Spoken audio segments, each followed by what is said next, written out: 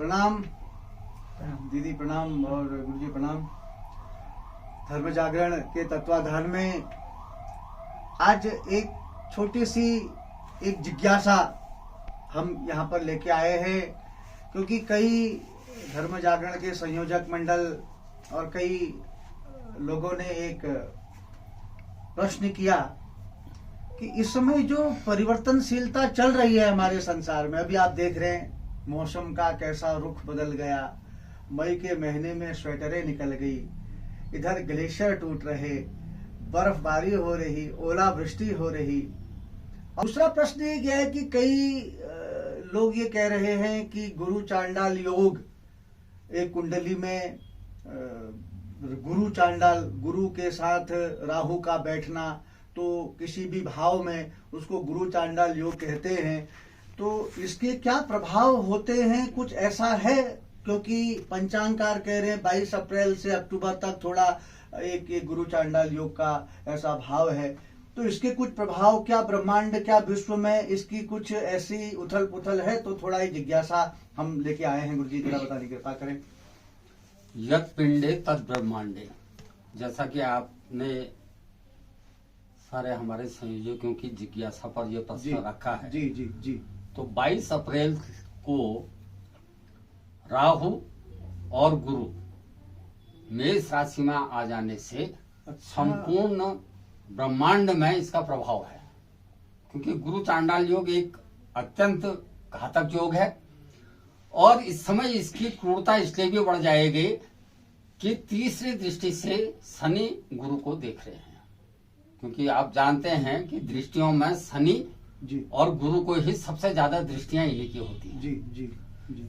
तीसरी, 7वीं, 10वीं दृष्टि जो रहती है वो शनि की रहती है और 5वीं, 7वीं, 9वीं दृष्टि हमारे बृहस्पति की रहती है। बृहस्पति की दृष्टि शुभकारी होती है और शनि की दृष्टि जो होती है वो कुप्रभाव ही कुप्रभाव डालती है, वो कभी अच्छी हो ही नहीं सकती है, क्योंकि शनि देव की दृष्टि पर ही दोष है।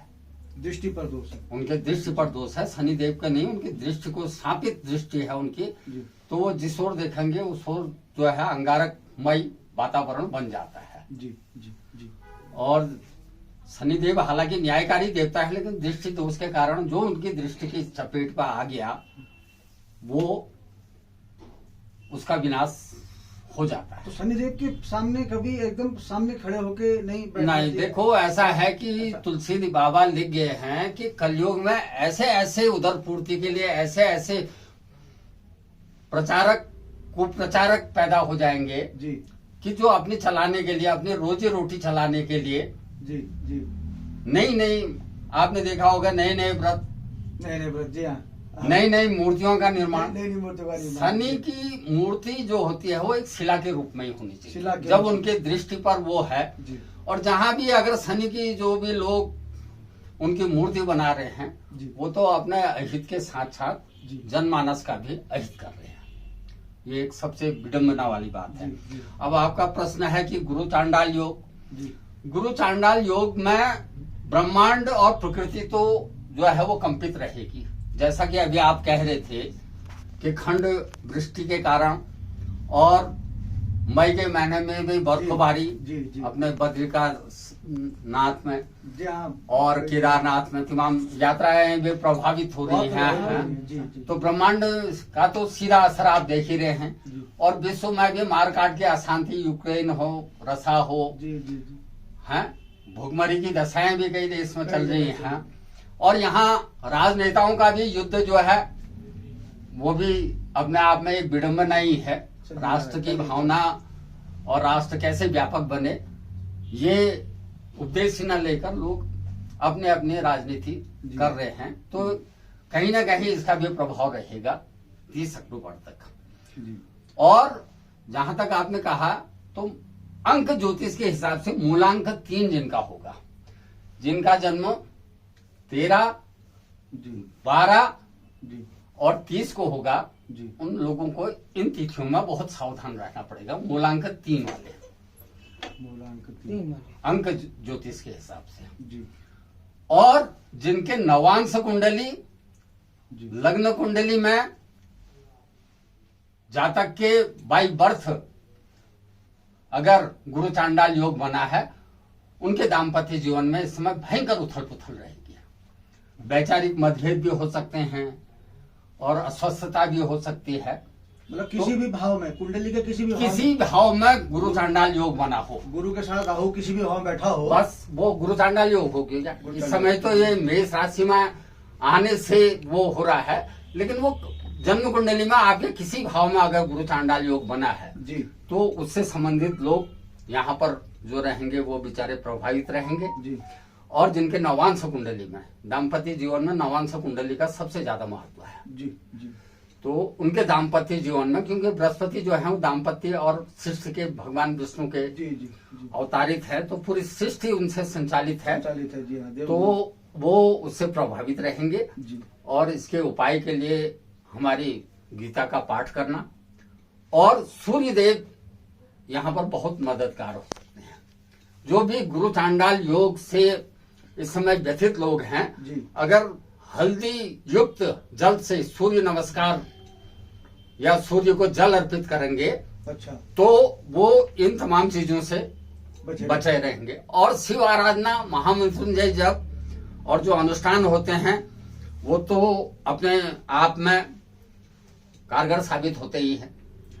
तो मनुष्य को एक तो ये ऐसे टाइम में सात्विकी आहार का भोजन करना, जी, जी। अपने सद्बुद्धि का उपयोग करना जी, और अपने देवी देवताओं के, अपने आराध्य की सेवा करना, जी, अपने पितरों का आशीर्वाद प्राप्त करना। जी, जी, जी। जो सनातन में ये हटते जा रहा है, इसीलिए व्याप्त हो रहे हैं। बड़ी बड़ी कामयाबी लेने के, बड़े बड़े अच्छे इंजीनियर और अच्छे डॉक्टर होने के बाद भी असफल हो जा रहे हैं लोग। हाँ, इसका प्रभाव तो ग्रहों का प्रभाव तो है ही महाराज। जी, तो और भारत में अब ये प्रभाव इसलिए हो गया कि राजनीति में अब लोग तुलसी बाबा को ही कई लोग कह रहे थे कि वह अरे ऐसे ग्रंथकार, उनको कह दिया कि एक उल्टी व्याख्या कर दी, ढोल गवार शूद्र पशु नारी।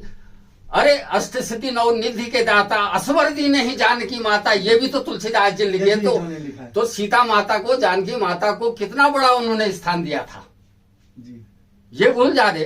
अल्प ज्ञानी लोग तरह तरह से हमारे साहित्य, जो एक महान ग्रंथ है रामायण, उसकी व्याख्या कर रहे हैं। और जैसा आपने भी एक दिन चर्चा में कहा था कि वाल्मीकि जी फिर इस रामचरित्र मानस को सफल करने के लिए तुलसी बाबा के रूप में अवतरित हुए। जी, जी, सही, ये बात तो ये बात आपने कहीं भागवत या कहीं राम कथा पर मेरे को स्मरण आ रहा है और वो सत्य है। जी, जी, जी, ना। तो हमारे तो यत्र नारायण थे पूजनते रमनते तथा देवता, समाज को वोटों के लिए बांटने के लिए हमारे ग्रंथों का दुरुपयोग न करो। सही बात ना। स्वस्थ जो हमारा सनातन धर्म है उसके कैसे उत्थान हो, और धर्म ग्रंथों को कुतर्क में लाना ये जघन्य अपराध है। जी। तो मेरा सभी अपने, और धर्म जागरण इसी कार्य को कर रहा है संपूर्ण भारत पर। आज हमारे जो अंतर्राष्ट्रीय अखिल भारतीय प्रमुख जी हैं शरद राव जी, और हमारे तमाम प्रांत में और जगह जगह जितने भी हमारे संयोजक मंडल है, तो हम यही चाह रहे हैं कि अगर हमने हिंदुत्व को बचाना है और धर्म को बचाना है और भारत माता की गरिमा को बचाना है। देखिए, भारत माता की महत्ता जो है वो भगवान से भी ऊपर है। बिल्कुल। क्योंकि इसी जन्म में राम भी इसी भूमि में खेले, कृष्ण भी खेले और भगवान शंकर भी इसी भूमि में आए। तो जननी जन्मभूमि स्वर्ग आयापि गरियसी। तो हमने अपनी भारत माता की अखंडता के लिए, जिसमें देवताओं ने भी इसी गोद में खेला है, और अपने भारत के अभिन्न हम सेवक बने रहें और भारत माता का गौरव विश्व में अपना जो गरिमामय स्थान पूर्व में था वेदों के समय बनते समय भी, क्योंकि अक्षर ज्ञान, ओंकार का ज्ञान तो भारत ने ही दिया है। कहाँ शिक्षा में तो भारत की कहीं कोई उसका मुकाबला नहीं कर सकता है।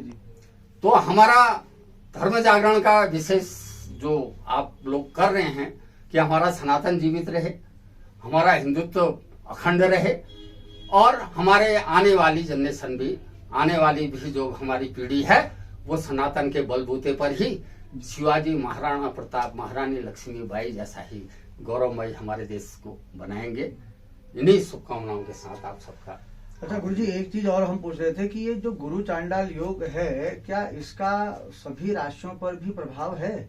ना, इस समय तो अक्टूबर तक तो सारी राशियों में है, वो तो हटेगा ही नहीं ना। अच्छा, सभी राशियों में। लेकिन औरों को कम है, लेकिन मूलांक 3 और जिनकी जन्म कुंडली और नवांश में जी ये शुरू से व्याप्त है, ये योग ऑलरेडी है, वो इस समय जो है बुझता हुआ जो चिराग है वो एकदम जी जी जी ज्वालामुखी के ढेर पर ज्वालामुखी बन ढेर पर बैठे जाएगा। हुए इस समय जो है वो ज्यादा इस समय तो इसके लिए अभी आपने जैसे उपाय बताए कि सूर्य देवता को तांबे के पात्र में हल्दी डाल करके अर्घ दें और सूर्याय नमः का उच्चारण करते हुए और सात्विकी आहार ग्रहण करें, शिव आराधना, महामृत्युंजय का जप, अपने इष्ट देवता कुल देवता की पूजा यदि हम ऐसा करते हैं जो अभी गुरुजी ने बताया, तो शायद हम ये गुरु चांडाल योग से बचे रहेंगे, क्योंकि गुरु चांडाल योग अपने आप में एक बहुत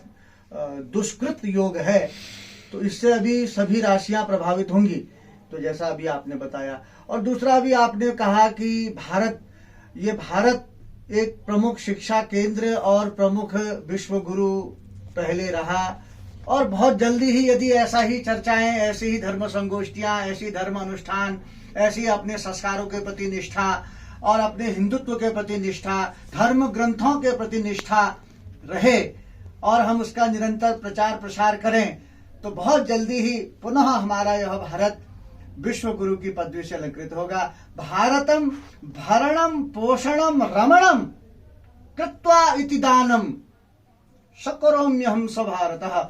इस भारत की भूमि में हमारा भरण होता है, हमारा पोषित होता है, हमारा लालन होता है। ये भारत माता हमें अपने गोद में खिलाती है, लालन करती है, पालन करती है, अक्षर बोध का ज्ञान देती है ये भारत माता। यहाँ पर हम त्याग भी इसी भारत माता से सीखते हैं, वैराग्य की भावना यहीं से सीखते हैं। भागवत में इसकी बहुत बड़ी व्याख्या की गई है।